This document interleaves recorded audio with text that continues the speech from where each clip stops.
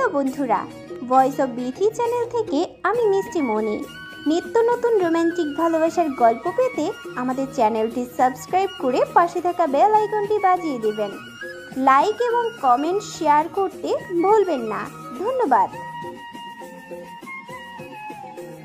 চিকিৎসা দিয়ে হৃদের জ্ঞান ফিরল 12 ঘন্টা পর। জ্ঞান আসার পরই উত্তেজিত ভঙ্গিতে দৌড়ায় মায়ার জন্য। করিডোরে আসতেই দেখলো বাড়ির সবাই বিষণ্ণ ভগ্ন হৃদয় চেহারায় বসে আছে এলোমেলো ভাবে। কেউ কেউ কান্নাও করছে। হৃদের অস্থিরতাটা বুঝে আরফ খান এগিয়ে যেতেই হৃদ উত্তেজিত হয়ে প্রথমে মায়ার কথা জিজ্ঞাসা করলো। তিনি বিষণ্ণ মনে জানায় মায়ার জ্ঞান এখনো ফেরেনি, তবে ভালো আছে। হৃদ স্বস্তি হতে গিয়েও হতে পারল না নিজের সন্তানদের কথা জানতে পেরে। হতভম্ব হয়ে ছুটল নিজের এক জোড়া ছেলে মেয়েদের কাছে। হৃদ নিজের ছেলেকে দেখার আগে মেয়েকে দেখলো অক্সিজেন বক্সের ভিতর। চোখ বন্ধ করে ভারী নিঃশ্বাস টানছে তার মেয়ে। বাঁচার জন্য লড়াই করছে এত আঘাত পাওয়ার পরও। সাহসী বাবার সাহসী মেয়ে। হৃদ অক্সিজেন বক্সের উপর কাঁপা কাঁপা হাত রেখে কপাল ঠেকালো তাতে। মন নিংড়ে আসা কষ্টটা চোখের পানি হয়ে বের হলো গাল গড়িয়ে। হৃদের জীবনে হৃদ লাস্ট কেঁদেছিল মায়ের মৃত্যুতে। মায়ার জন্য হৃদ কখনো কাঁদা হয়নি। বউয়ের জন্য সে উত্তেজিত হয়েছে, অস্থির দিশাহারা হয়েছে।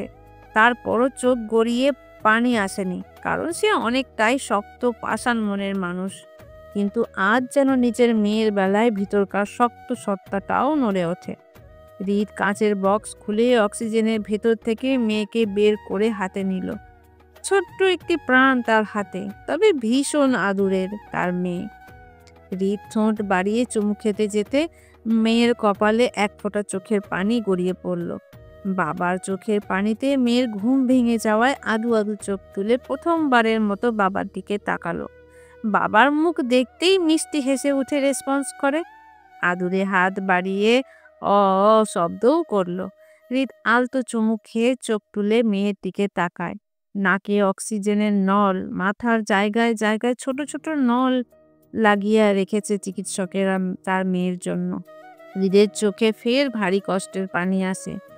মেয়ে বাবাকে দেখে হেসে হাত পা নাড়াতেই হৃদের দলা পাকিয়ে আসা কষ্টগুলো গলায় আটকে গুমড়ে উঠে বলে, বাবা ব্যর্থ হয়েছে তোমাকে প্রোটেক্ট করতে আম্মু।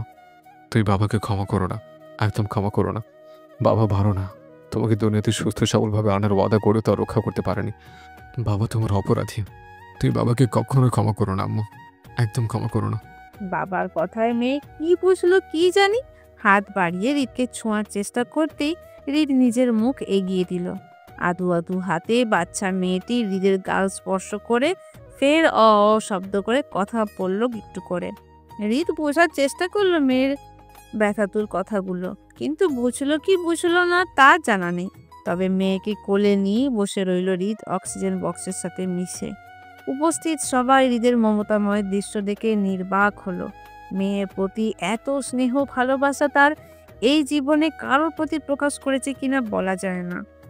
সবাই হৃদ খানকে সচরাচর রাত্রে দেখেছে, কিন্তু এতটা মমতাময়ী হতে দেখেনি। কিন্তু ভাগ্য হৃদের, তার মেয়ে তার কোলেই শেষ নিঃশ্বাস ত্যাগ করে ঘন্টা খানেকের মধ্যে। হয়তো মেয়ে তার জন্যই এতক্ষণ যাবৎ মৃত্যুর সাথে লড়াই করছিল, বাবার মুখ দেখার আশায়। মেয়ের মৃত্যুতে হৃদ আবারও সেদিন কেঁদেছিল নিঃশব্দে। বারবার চোখের পানি মুছতে দেখেছিল সবাই। মায়ার জ্ঞান ফিরেছিল ঠিক একদিন পর। মৃত বাচ্চাটিকে ততক্ষণে আইস বক্সে রাখা হয়। মায়ার জ্ঞান ফেরার পর নিজের সন্তানের খোঁজ করতেই জানায় মৃত মেয়ের কথা। মায়া সে কি বুক ফাটা আর্তনাদের চিৎকার! একবার নয়, দুইবার সন্তান হারিয়েছে সে। মেয়েকে কবরে দেওয়া হয় হৃদের বাবা মার কবরের স্থানের পাশে। তারপর থেকে সবকিছু ঠিকঠাক। হৃদের ছেলের নামও রাখা হয় মারিদ আলতাফ খান। এখানেও সবই ঠিকঠাক ছিল, কিন্তু মায়ার ছেলে দেখতে হয়েছে পুরো বাবার মতন। এতে করেও মায়া কত কষ্ট। মায়ার ছেলে মায়ার মতো কেন হবে না? এটা অন্যায় হয়ে গেল না মায়ার উপর? মায়া খুঁজে খুঁজে ছেলের সাথে নিজের মিল বের করতে চাইলো, কিন্তু একটা দুইটা ছাড়া তেমন কিছু মিল পেল না। এই যে গায়ের রংটা আর গলার তিলটা ছাড়া, এতেই মায়া ছেলেকে নিজের উপাধি দিয়ে বসে। ছেলে ওর মতন হয়েছে। কিন্তু সবাই যখন বলে মারিদ হৃদের মতন হয়েছে, তখন মায়া কেঁদে কুটে হৃদকে নালিশ করে বলল, মারিদ কেন মায়ার মতো হলো না, কেন হৃদের মতন হলো? এতে হৃদ মায়ার কথায় বিরক্ত হয়ে বলে, তুমি আরো সারাদিন বসে বসে আমাকে দেখে গিলে খাও, তাহলে তোমার ছেলে তোমার মতন হবে, আমার মতন না হয়ে। মায়া মুখ বাঁকায়, স্বামীকে দেখবে না তো কাকে দেখবে? সব সময় আজাইরা কথা। তারপর 2 বছর মায়া মারিদকে সাথে করেই কলেজ পাস করলো। কিন্তু ছেলে যত বড় হচ্ছে মায়া টেনশন ততই বাড়ছে। ছেলে অতিরিক্ত গম্ভীর স্বভাবের জন্য। মায়ার কথা হৃদের মতন দেখতে হয়েছে, সমস্যা নেই, কিন্তু হৃদের স্বভাব একদমই পাওয়া যাবে না। এক তেরা মানুষকেই মায়া সামলানো দেয়। এখন যদি ছেলেও তেরা হয় তাহলে মায়া আর দুশ্চিন্তা অন্ত থাকবে না। হৃদের জন্য তো মায়া ছিল যেমন তেমন হোক জীবনের জড়িয়ে গিয়েছে, কিন্তু ছেলে যদি এমন তেরা হয় তাহলে তার জন্য বউ পাওয়া দায় হয়ে যাবে। কেউ মেয়ে বিয়ে দেবে না ছেলের কাছে। তাছাড়া বউ তো তখন খুঁজবে যখন ছেলের মেয়ে পছন্দ হবে। ছেলের স্বভাবে এখনই সহপাঠী মেয়েদের সাথে বেশ একটা মিশতে চায় না, দূরে থাকে। ছেলে মার জন্য পাগল ঠিক আছে, কিন্তু বাবার সাথেও মাঝে মধ্যে গম্ভীর হয়ে যায়। যেমনটা হৃদ ছেলের কাজের উপর গম্ভীরতা পালন করে, ঠিক তেমন মা 100টা কথা হৃদ শুনবে, মারিদ শুনবে, কিন্তু পালন করবে হৃদ যা বলবে তাই। এমনকি মায়া 100 খাবার দিলেও সেটা পছন্দ হয় না, আবার মুখেও বলে না তার পছন্দ না। কিন্তু হৃদ কি খাচ্ছে, কিভাবে খাচ্ছে, সবটা লক্ষ্য করে করে নিজে নিজে খাবে সেই স্টাইল দেখতে দেখতে ডাইনিং টেবিলে বসে। মায়া তখন হতাশ চোখে তাকিয়ে বাপ ছেলের মনস্তাত্ত্বিক গম্ভীরতা বোঝার চেষ্টা করে। দেখতে নয়, স্বভাবেও দুজন একই, কেউই কাউকে বেশি কথা বলে বিরক্ত করে না, তবে দুজনই দুজনের সঙ্গ পছন্দ করে। হৃদ সারাদিন পর রাতে অফিস থেকে বাসায় ফিরলে মারিদ বাবার পাশেই চুপচাপ বসে থাকবে। অযথা এটা সেটা ধরে বা বাড়তি কথা বলে বিরক্ত করে না। অনেকটা জন্মগতভাবে ডিসিপ্লিন বাচ্চা সে। ছেলের গম্ভীরতা কাটিয়ে তখন হৃদই প্রথম কথা বলে। এটা সেটা বলে দুজন সুশীল গল্প করতে করতে সময় কাটায়। মায়া তখন হতাশ হয়, এই ছেলে ওর নাক কাটিয়ে দেয় সব সময়। চঞ্চল মায়ের বুঝ তার ছেলে হওয়ার কি দরকার ছিল? মায়ার মতো না হয় হোক, অন্যান্য বাচ্চার মতন প্রাণবন্ত হলেও তো পারত। হেনা খান আর আক্রান্ত মারিদের স্বভাবে মায়াকে রোজ বলে বেড়ায় মারিদ হৃদের কপি পেস্ট। ছোটবেলায় হৃদও এমনই ছিল, শান্ত শিষ্ট আর গম্ভীর। কিন্তু মারিদ বা হৃদকে দেখে তাদের রাগের পরিমাণটা ঠাউর করা দায়। এতদিন মায়া হৃদের পিছন পিছন ঘুরঘুর করলেও এখন সে বুঝতার ছেলেকে নিয়ে ঘুরে বেড়ায় পুরো খানবাড়িতে। এই তো সেদিন মায়া মারিদকে নিয়ে বাগান থেকে পেয়ারা পাড়তে গিয়ে লাল পিঁপড়ার কবলে পড়ে দুজন। মা ছেলে দুজনে চিল্লাচিল্লিতে হৃদ দৌড়ে আসে। মার বেদম কান্নায় মারিদ চুপ করে যায়। বুঝদার ছেলের মতন হৃদ নিজেকে পিঁপড়া থেকে না ছাড়িয়ে মায়ের পায়ের পিঁপড়া ছাড়ানোতে বসে যায়। ছোট ছোট হাতে যতটা দ্রুত সম্ভব পরিষ্কার করার চেষ্টা করে। হৃদ এগিয়ে এসে মারিদকে টেনে পায়ের পিঁপড়া ছাড়াতে গেলে তখন মারিদ মায়ার পায়ের দিকে তাকিয়ে টেনশনের সহিত বলে, আম্মু ব্যথা পাচ্ছে, আম্মুকে আগে পিঁপড়া ছাড়িয়ে দাও আব্বু। ছেলের বুঝদার কথায় মায়া আরো কাঁদে কষ্টে। মায়া কি নিজের জন্য কাঁদছিল, নাকি ছেলেকে পিঁপড়া কামড়াচ্ছিল বলে সে কাঁদছিল ছেলের কষ্টে? বাচ্চা মানুষ বাকি বাচ্চাদের মতন কেন চিল্লাচিল্লি করে না সারাদিন? কেন মায়াকে কথায় কথায় জ্বালাবে না?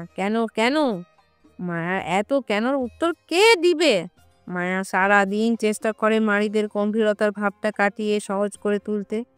সেই জন্য এটা সেটা বলে আবোল তাবোল শেখানোর চেষ্টা করে মারিদকে। মায়ার বিশ্বাস সঙ্গদোষে হলেও মারিদ অন্যান্য বাচ্চাদের মতন চঞ্চল হোক, তবুও রীতের মতন উগ্র বদমেজাজি বা বেপরোয়া আচরণ না পাক।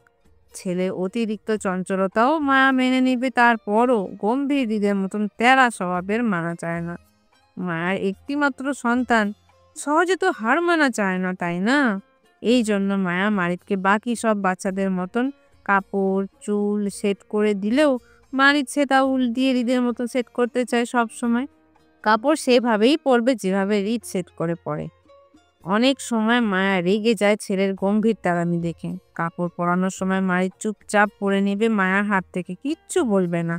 তবে বাবার কাছে গিয়ে ঠিকই বলে ওকে হৃদের মতন করে পুনরায় কাপড় পরিয়ে দিতে। তখন মায়া হতাশ হয়।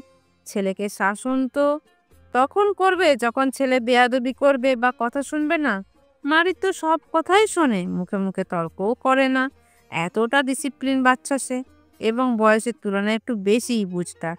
বাচ্চা হলেও সকল বাচ্চাদের সাথে খেলতে চায় না। শুধু জুঁইয়ের বড় ছেলে রাদিল আর আরিফের বড় ছেলে নাদিমের সঙ্গে মেশে ভিডিও গেম খেলবে, ব্যাস এতটুকুই। বাকি কোনো বাচ্চাদের সঙ্গে মিশতে চায় না। হৃদ বাসায় থাকলে সারাক্ষণ বাবার সঙ্গে বসে থাকবে অকারণে চুপচাপ, তারপরও বাইরে গিয়ে বাচ্চাদের সঙ্গে খেলা করবে না। যদিও মাঝে মধ্যে খানবাড়ির মাঠে রাদিল বা নাদিমের সঙ্গে ক্রিকেট খেলে ব্যথা পায়, তাহলে এতটুকু 5 বছরের বাচ্চা কাঁদে না? হাত পা ছেড়ে নিজে নিচে উঠে যায়, নিজের যত্ন নিজেই করবে। হেনা খান বা মায়া আহাজারি করে কাঁদলে কপাল কুঁচকে তাকিয়ে থাকে তাদের দিকে। জুঁইয়ের পড়াশোনার মধ্যে দিয়ে দ্বিতীয় বেবি কনসিভ করে যখন রাদিলের বয়স 2 বছর।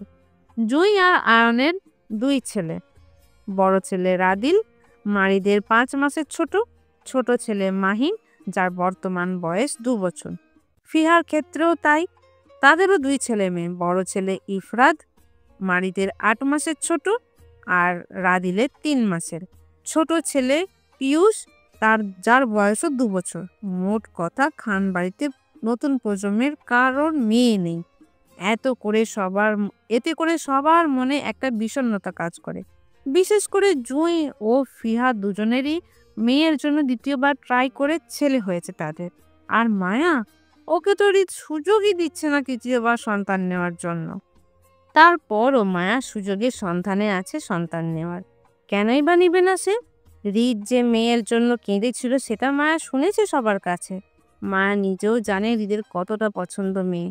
ছেলে পছন্দ না এমনটা না, ছেলে মেয়ে একই সমান। তারপরও মায়া চায় তাদের আরও একটা মেয়ে হোক, অন্তত হৃদের জন্য হলেও একটা মেয়ে চায় তাদের। মারিদ মা বাবা বলতে পাগল হলেও সারাক্ষণ গম্ভীর হয়ে চলে বাবার মতন। মায়া চায় হৃদের ওপর কলকাঠি নাড়ার জন্য হলেও তাদের একটা মেয়ে দরকার।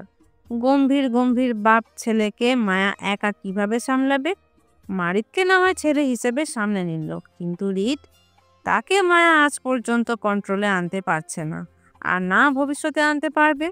মায়ার কোনো কথায় হৃদ কোনো কালেই শুনে না, নিজের মর্জি মতো চলে। হয়তো মেয়ে হলে শুনবে এই আশা মায়ার। সুযোগের অপেক্ষায় হৃদ, ভুল করলে সেটা কাজে লাগাবে বলে। চতুর হৃদকে পুনরায় হারাতে মায়ার 5 বছর লাগলো। মায়ার যখন 22 বছর, তখন তৃতীয়বারের মতন আবারও কনসিভ করে। হৃদ সেদিন রাগ প্রকাশ করতে গিয়েও পারেনি, শুধু হতাশ দৃষ্টিতে মায়ের খুশি ভরা মুখের দিকে তাকিয়েছিল। সংসার করবে না করে করে হৃদকে পাক্কা সংসারী বানালো এই বউ। 1টা 2টা নয়, পুরো 4টা সন্তানের বাবা বানালো ওকে। দুর্ভাগ্যবশত 2 জন মারা গিয়েছে, কিন্তু এখন আবার কনসিভ করলো। হৃদ মায়ার কনসিভের সংবাদ পেয়ে সেদিন জিজ্ঞাসা করেছিল মায়া এখন কিভাবে হৃদের উপর দিয়ে কলকাঠি নাড়ল। সে তো এবার মায়া গাল মুখ চেক করেছিল মেডিসিন খাওয়ানোর পর। তাহলে মায়া তখন ড্রেসিং টেবিলের কোনায় জড়ো হয়ে দাঁড়িয়ে এদিক সেদিক তাকিয়ে জানায় হৃদের দেওয়া মেডিসিন মায়া বাথরুমে গিয়ে বমি করে ফেলে দিয়েছিল, পরে খায়নি। মায়ার জবাবে হৃদ হতাশ গলায় বলে, আমি ভুল করলে তোমাকে সেটা কাজে লাগাতে হবে, এমন কোনো কথা আছে? সবসময় মানুষ কতটা সতর্ক থাকতে পারে বলো? আমি ভুল করলে তোমাকে প্রেগনেন্ট হতে হবে? তুমি প্রেগনেন্ট কেন হবে? কি দরকার এত বাচ্চা? মায়া তখন হৃদের কথায় আপত্তি করে বলে, আজও আমার স্বামী আছে, তাহলে আমি কেন প্রেগনেন্ট হব না? হৃদ চেতে বলে, ফাজলামি পেয়েছ? তোমার তো স্বামী সবার থাকে না? স্বামী থাকলে প্রেগনেন্ট হতে হবে এমন কোনো কথা আছে? মায়া তখন উল্টো উত্তরে বলে, অবশ্যই কথা আছে, আমার স্বামী আছে, আমি প্রেগনেন্ট হয়েছিলাম, দরকার হলে ভবিষ্যতে আরও হব। আপনি দেখেন না, জুই ফিহাপুর 2টো করে সন্তান, আর আমার একটা। আমি ওদের কাছে পিছিয়ে আছি না। মায়ার কথায় হৃদ দাঁতে দাঁত চেপে বলে। তুমি কি কম্পিটিশনে নামছো? আর কতটা বাচ্চা হবে এ নিয়ে? তাহলে বলে রাখি, এই কম্পিটিশনে তুমি ফার্স্ট হয়েছো। এ নিয়ে পরপর 4 সন্তানের মা হয়েছো তুমি। সাথে আমাকে বাবা বানাইছো। এবার অন্তত জেদ করা ছাড়ো হৃদ। আর কত বেবি প্ল্যানিং করবে তুমি?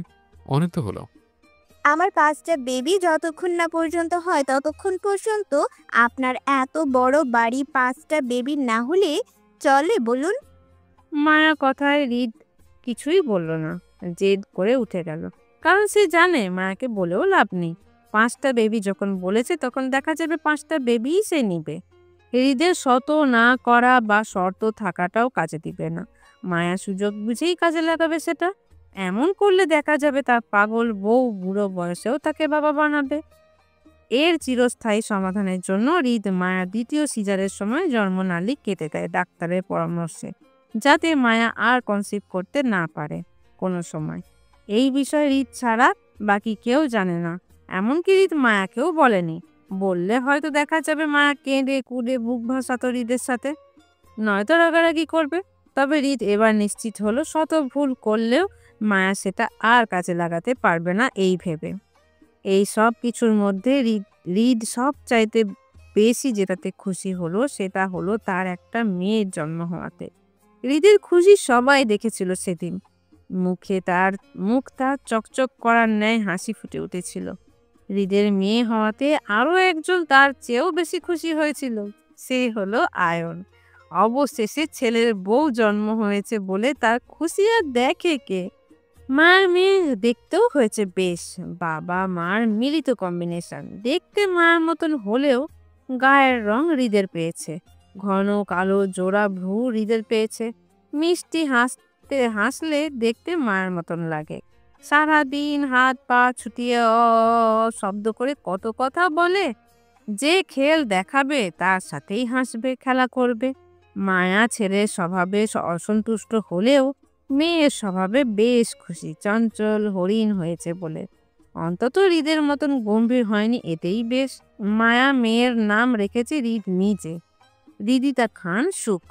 সবাই সুখ সুখ বলেই ডাকে। হৃদ তো বলে বেড়ায় বাবার সুখ, বাবার সুখ।